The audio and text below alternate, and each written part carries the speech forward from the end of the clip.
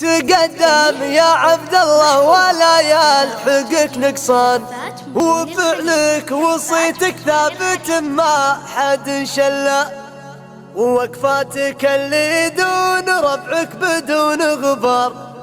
يا كم صعب خليته لك ضايق سهلا،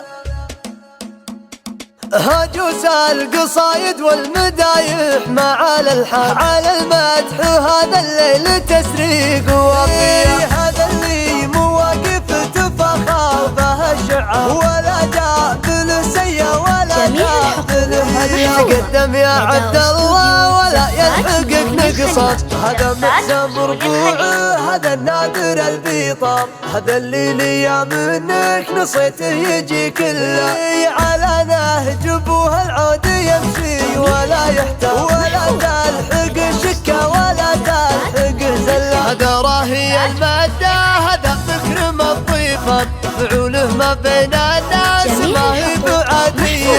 يا عبد الله مدحك زاد، وفعلك وصيتك ثابت ما حد شله، ووقفاتك اللي دون ربعك بدون غبار. يا كم صعب خليت لك ضايق سهله، وجدانك اهل العز من سابق الازمان، وفيهم فعول الطيب حاجه طبيعيه. واخوانك اللي له كرم والوفاء، وعضودك اهل التقدير والفزعه الحيه، وعمانك اللي فعلهم ينجح الميزان، ودايم خوالك قوم وقفه بطوليه، لهم فالكرم والطيب والمجد لا مله. هجوس القصايد والمدايح مع الالحان على المدح، هذا الليل تسريق وضياء. هذا اللي مواقف تفخر بها الشعر، ولا جاء بلسيه ولا جاء بالهديه. تقدم يا عبد الله ولا يلحقك نقصان، هذا محزن مرفوع